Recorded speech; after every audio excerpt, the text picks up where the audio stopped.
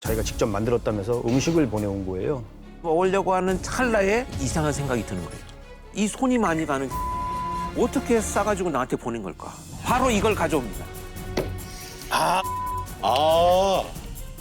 이게 정말 새까맣게 변합니다.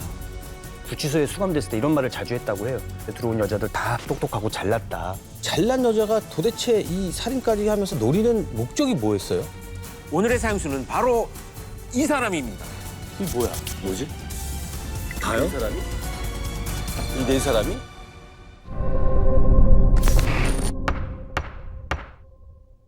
또 오랜만에 그 남희 씨가 나왔는데 안녕하세요. 어떻게 또 섭외해서 나왔습니까? 아침에 우리 집 앞에 있던데요? 아, 오래매. 아니 그러니까 와이스라며, 왔다가 집이 아침 인사하고 가라고 내가 얘기한 건데 네가 쫓아온 거잖아. 아들이 이제 되게 좋아하는 그냥 김남희 선수 안 좋아하는 저기 있어요, 저기. 앞에. 저 앞에 앉아 있어요. 별로 안 좋아해요.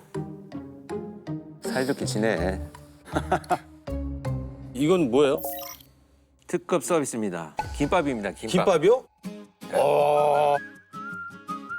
야, 뭐 조식 뷔페도 아니고 뷔페 온 거 야, 같은데, 이거? 이거 또 종류별로 쌌네.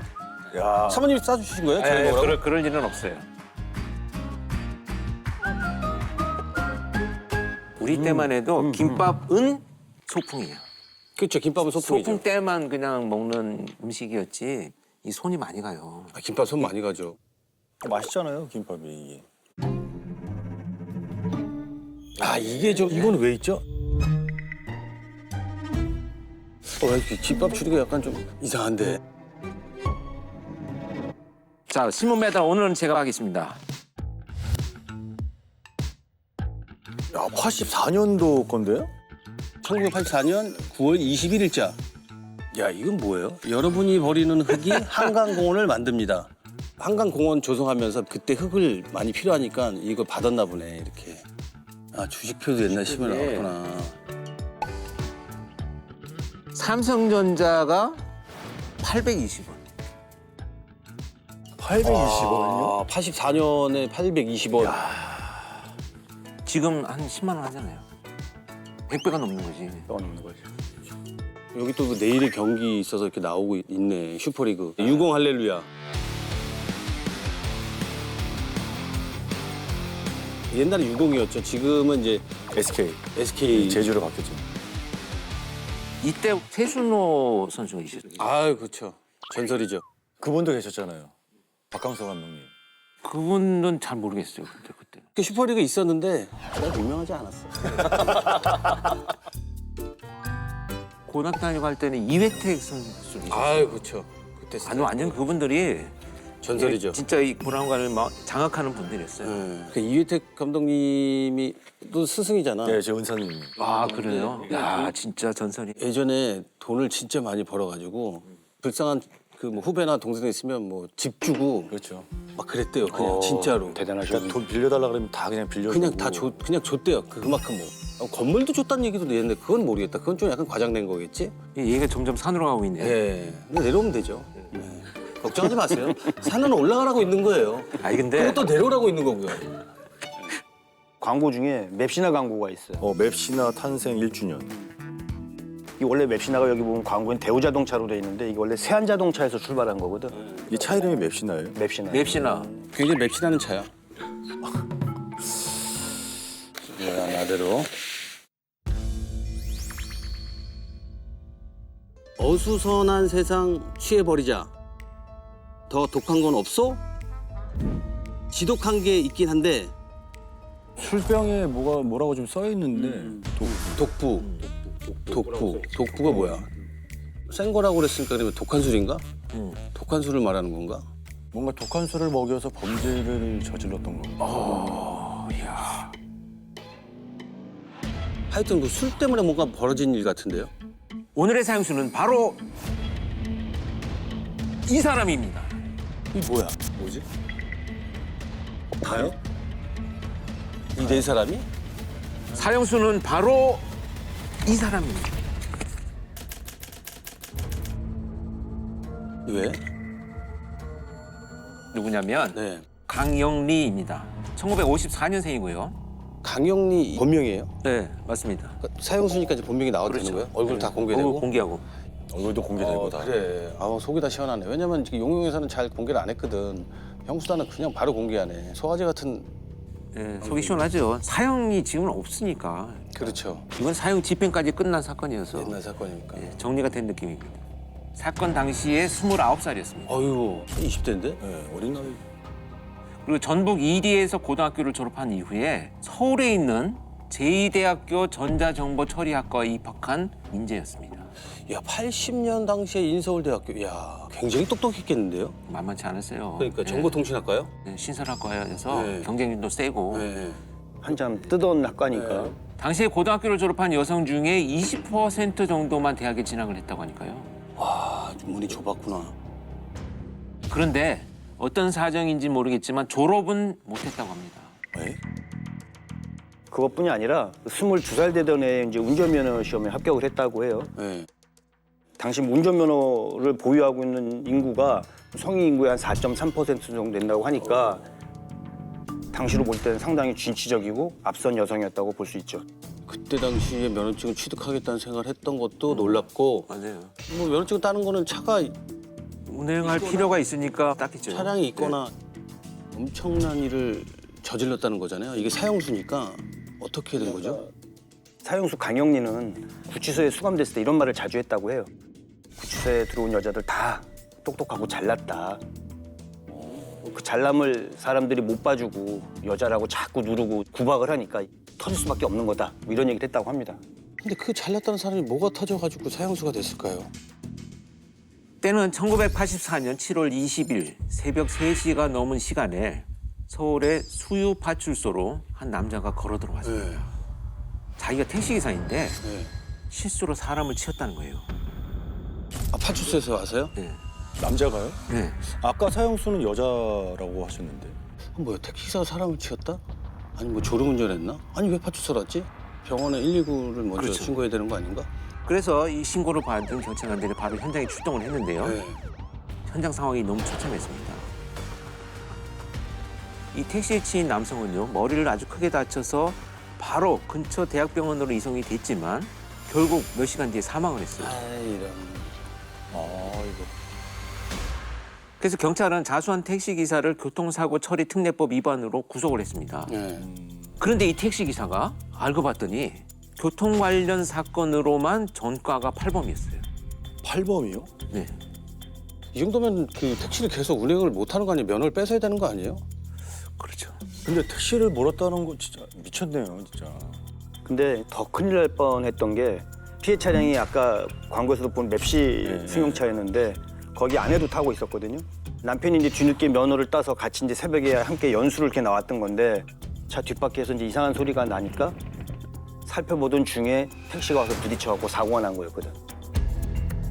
야, 정말 큰일 날 뻔했네요, 진짜. 야. 그런데 2달 뒤에 피해 차량에 같이 타고 있던 아내가 체포가 돼요. 그것도 이제 살인 혐의로. 이제 그게 바로 강영리였던 겁니다. 아내라는 사람이 강영리였어요? 그렇습니다. 사형수? 네. 이게 어떻게 된 거지? 그리고 나서는 수감이 됐던 택시기사 역시 살인 혐의로 추가로 입건이 됐어요. 네? 무슨 일이지? 혹시 둘이 짜고 쳤다는 얘기인가요? 아니, 둘이 무슨 사이예요? 혹시 내연관계 아니에요? 아니면은 남편의 사망 보험금을 노린 살인 아니었을까요? 그때 당시에도 보험이 이렇게 있었다고? 일단 돈을 노린 건 맞았던 것 같아요. 왜냐하면 이 사망한 강영리의 남편이 엄청난 재력가였거든요. 야, 구린내가 난다. 그렇죠. 그래서 지금은 강북구인데 당시에는 성북구에 속해 있던 삼양동이라는 데가 있습니다. 여기에서 약국을 운영하던 약사였는데 이 남편이 당시에 하루 매상이 100만 원이 넘었대요. 지금 현 시세로 따진다면 하루에 한 400만 원 이상, 한 500만 원 정도? 약국에서요? 어이, 그 정도면 뭐 죄벌인데요. 재벌이죠.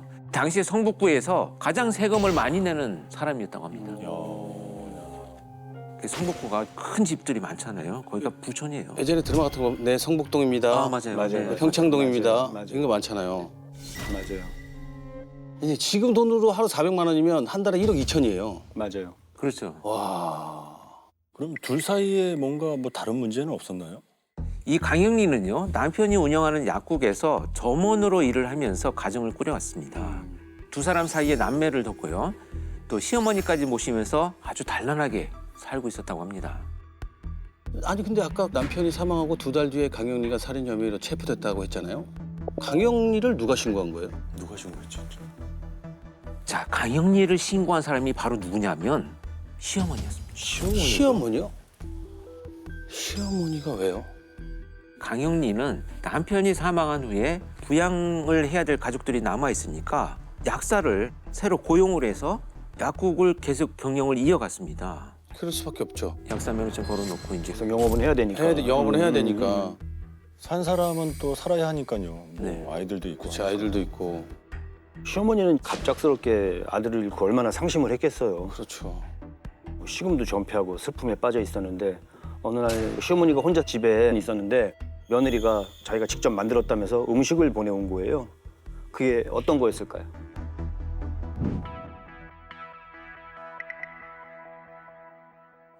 맞습니다. 김밥? 맞아요. 딱 봐도 뭐 정성이 느껴지는 김밥이었다고 하고, 그러니까 아 입맛을 잃은 나를 위해서 며느리가 애를 썼구나. 예. 시어머니 이제 감동을 받았다고 해요 당시에. 그래서 김밥이 있었구나. 이거 서비스인 줄 알았는데 서비스가 아니었네 이거. 아, 나 안 먹고 싶더라고. 일단 나는 형이 안 먹으니까 나도 안 먹었어. 뭔가 좀 이상한 것 같아. 아니, 눈치는 빨라가지고 아주.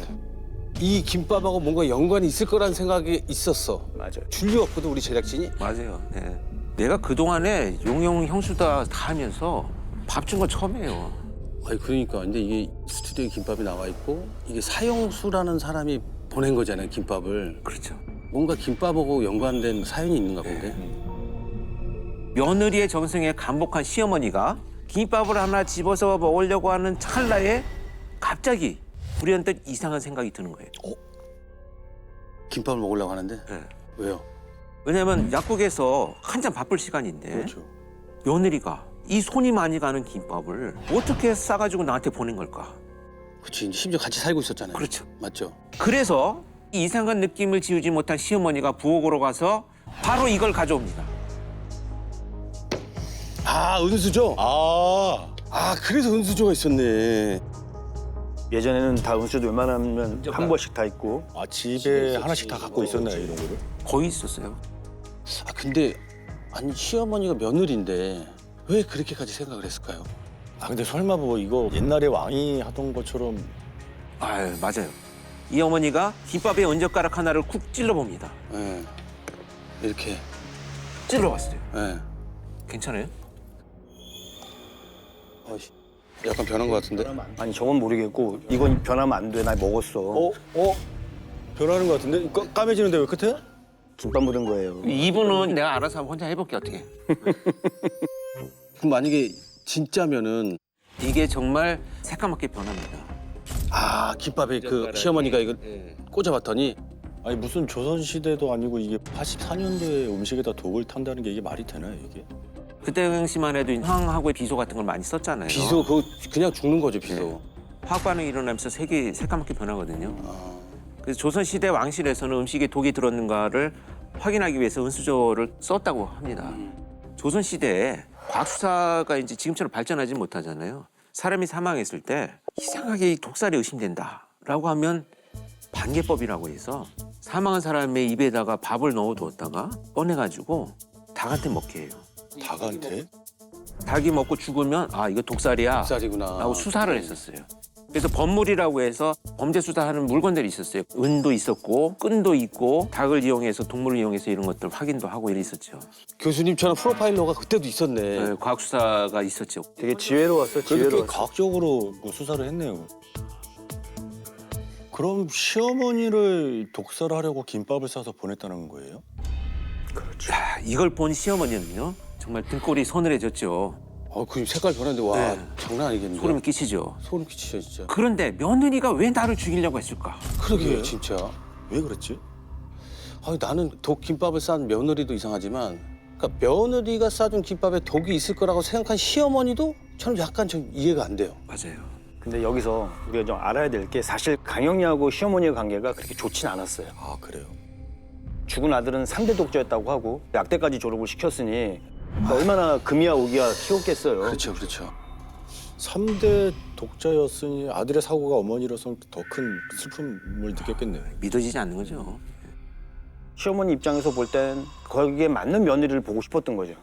근데 강영리는 시어머니 기준에 맞는 게 거의 없었어요. 이제 더군다나 종교 문제가 컸다고 하는데 남자 쪽은 독실한 기독교였는데 이 강영리는 원불교를 집안에서 믿었다고 해요.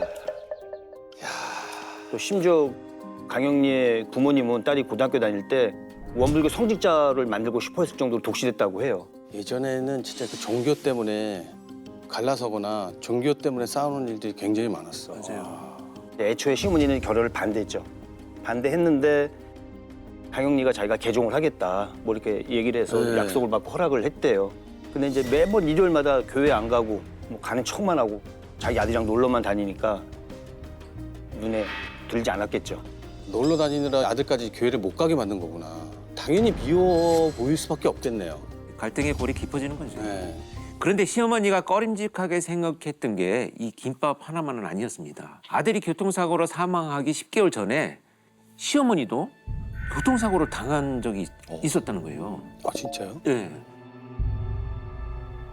이제 아들의 약국 청소를 해주려고 아침 일찍 길을 나섰는데 주유소 앞에서 택시가 질주해 오는 바람에 충돌 사고가 났습니다.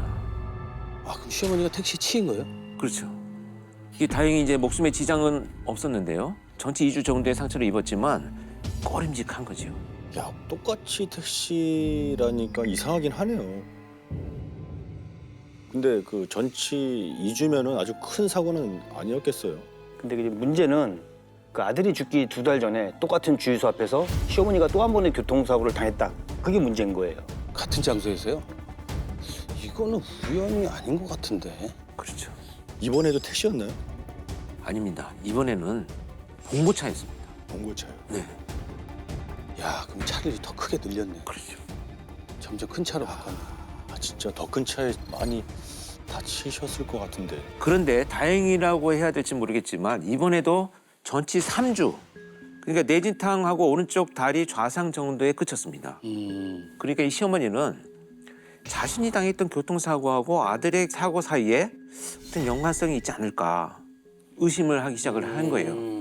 왜냐하면 이 며느리가 아들을 친 택시기사한테 별 요구도 없이 그냥 합의를 해주기도 했거든요. 아 남편 네. 사망했을 때 당시에 그 택시 기사하고 네. 합의를 원만하게 했다고요? 그렇죠. 그 사망사고인데. 그러니까요. 그런데다가 독이 들어있는 김밥까지 받고 보니까 며느리가 수상하다. 아 이건 당연히 수상하죠. 그래서 아들의 죽음에 대해서 경찰에 재수사를 요청을 합니다. 며느리가 시어머니 교통사고로 2차례나 죽이도 했고 네. 그리고 김밥에 독을 넣어가지고 또 한 번 독사를 좀 시도했던 거잖아요. 그렇죠. 네 것짜리 만화에서 봤던 나도르 선생에서는 독부라는 말이 나왔잖아요. 이 독부라는 게 독한 며느리 또는 독한 아내를 말하는 거거든. 맞네. 진짜 독이 든 김밥을 줄 정도면 독한 걸 넘어선 것 같은데. 근데 심지어 남편까지 죽인 것 같다는 얘기잖아요. 그렇다기에는 좀 증거가 많이 좀 부족할 것 같은데. 그렇게 경찰이 이제 재수사를 시작할 무렵에 강영리가 생각지도 못한 장소를 방문한 게 확인이 돼요. 바로 남편을 친 택시기사가 수감돼 있던 교도소에 면회를 간 거죠. 면회를 갔어요? 자기 남편을 죽인 그 택시 기사를 면회를 갔다고요? 맞아요. 말도 안 돼 진짜. 왜? 강현이가 경찰이 재수사한 걸 몰랐나?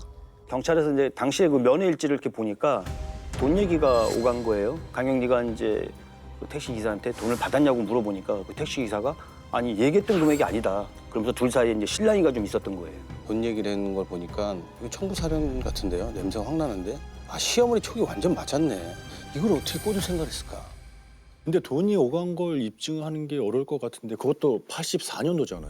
84년도에도 사실 뭐 금전거래 내역이나 이런 건 수사가 좀 잘 되고 있던 편이에요. 그래서 경찰은 강영리와 택시기사의 금전거래 내역을 조사했고 강영리의 계좌에서 4천만 원이 택시기사의 계좌로 송금됐다는 사실이 드러났어요. 야 4천만 원이면 집 한 채인데? 그렇죠. 큰 돈이죠. 네, 당시 집 엄청 한 큰 채인데요 돈이고. 그 당시에? 그 사실을 이제 들이밀면서 추궁을 하니까 결국은 두 사람 모두 범행을 자백하게 된 겁니다. 이렇게 돌아가는구나. 그래서 약사 청부 살인 사건의 주범 바로 이 아내 강영리였습니다. 그리고 그를 도운 택시기사 28살의 서지우였습니다. 28살. 너무 어린데? 둘이 무슨 사이인데 남편을 죽이려 했던 거죠? 아무래도 내연 관계 같은데 나이도 비슷하고요. 이 똑똑했다는 여자가 택시기사랑 바람을 피기 위해서 남편을 죽였다? 그건 또 아닌 것 같고. 그러면 그냥 남편을 죽여줄 사람을 찾았던 걸까요? 동기로 보기에는 좀 뭔가 석연치는 않죠. 이 둘은요, 그냥 택시기사랑 손님 관계였습니다. 그러면 택시기사는 그냥 돈 보고 한 거네요. 이 4천만이나 큰 돈 때문에. 그냥 손님의 청부 살인 의뢰를 기사가 받아들였다는 건가요? 이게 가능한가? 강영리는요, 시어머니의 반대에도 불구하고 정말 종교까지 바꾸겠다고 하면서 결혼을 했는데 이 남편이란 사람이 결혼 6개월 만에 밖으로 나돌기 시작을 한 겁니다. 캬바레 출입이 잦아지더니 외박까지 일삼았던 거죠. 그래서 남편의 뒤를 밟기 시작을 하는데 네. 그 미행길에 우연히 이 택시기사 서지우의 차를 타게 됐던 겁니다. 그래서 여러 차례 남편을 미행하면서 서지우의 택시를 계속 타고 이용을 하게 됐고요. 강영리는 서지우에게 계속 미행을 하는 자신의 처지를 털어놨던 거죠. 그렇게 만나게 됐던 거구나. 근데 먼저 교통사고를 낸 건 남편이 아니라 그 시어머니부터 아니었나요? 남편을 미행을 하면서 시집살이에 대한 하소연까지 막 늘어놓기 시작을 하니까 서지우가 먼저 제안을 합니다. 돈을 줘라. 그럼 내가 먼저 시어머니부터 죽여주겠다. 그래서 시어머니부터 교통사고를 냈던 건데 심지어 두 번째 봉고차 사고 때는 서지우가 직접 운전을 했지만 대신 운전대를 잡았다고 허위 자수를 해줄 사람 그리고 사고 목격자까지 섭외를 해가지고 공범으로 끌어들이기까지 했습니다. 근데 결국 이제 전치 3주로 끝나고 말았죠. 완전 작업했어. 계획적이네요. 시어머니 살해 계획이 이제 2번이나 실패를 하고 나니까 이제 강영리는 서지우에게 타겟 변경을 이제 요청을 하죠. 이제 그게 바로 남편인 약사였던 거예요. 서지우는 처음에는 자기 여자친구까지 끌어들이게 되는데 남편이 캬바레를 다닌다고 했잖아요. 네. 자기 여자친구 우연을 가장해서 만나게 해서 인연을 이렇게 만들어 놓고 여자가 나중에 전화를 해서 같이 춤추러 가자고 이렇게 유혹을 했던 거예요. 셋업 범죄네 이거 완전.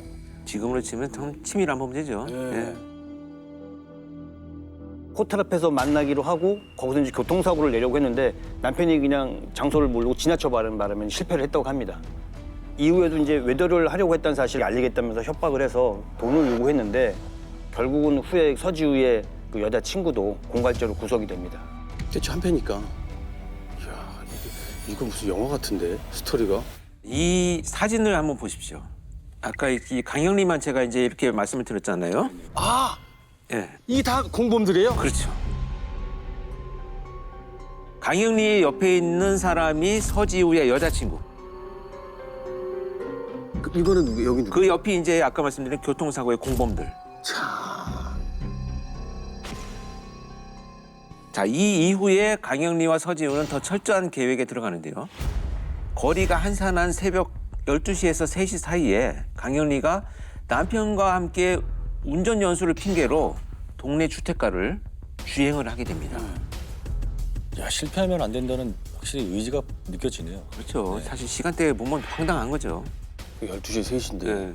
근데 사고를 내기 하루 전에 서지우는 부부의 맵시 승용차 타이어에 몰래 펑크를 내놓습니다. 그리고 다음날 새벽 3시경에 운전 연수를 하면서 수의동의 한 한정식집 앞길에 다다랐을 때 이 강영리가 남편한테 얘기를 합니다. 타이어가 이상한 것 같다. 그래서 내려서 좀 확인을 좀 해봐라. 타이어를 들여다보고 있는 그 사이에 서지우의 택시가 그대로 받아서 이 사망 사건이 일어난 거죠. 야 너무 끔찍하다. 아 그러니까 시어머니를 죽이려 했다가 안 되니까 남편을 죽이고 그리고 또 시어머니를 독살까지 하려고 이 김밥에 독을 넣고. 야 정말 악독하네요 진짜. 야 독구 맞네. 맞아. 아까 강영리 이 사람이 교도소에서 들어온 사람들은 다 똑똑한 여자들이다. 그런 얘기도 했잖아요. 근데 이 잘난 여자가 도대체 이 살인까지 하면서 노리는 목적이 뭐였어요? 이 강영리는요, 일단 자신의 처지가 그렇게 행복하지 않았다는 얘기를 계속했습니다. 남편은 사실 재혼이었고요. 전처 사이에 자녀가 둘이나 있었거든요. 근데 그중에 이제 딸을 데려다 키우기까지 하면서 나름대로 자기는 가정에 충실하려고 했는데 열심히 했네. 남편이 바람을 피우고 또 뭐 시어머니는 그 종교 문제로 시집살이를 시키고 이런 것에 대해서 자기가 분노했다. 근데 그것도 아닌 게 알고 보니까 강영리가 노린 건 결국은 돈이었어요. 그러니까 남편이 죽고 나니까 23평 아파트, 집 근처에 있던 9천만 원 상당의 가게 같은 이런 부동산을 등기 전 전차를 이렇게 밟고 있었고 또 뭐 약국 보증금 3,500만 원하고 창고에 쌓였던 약품 한 1억 5천만 원어치를 모두 차지했거든. 이야, 남편을 죽이고 부귀 영화를 꿈꿨네.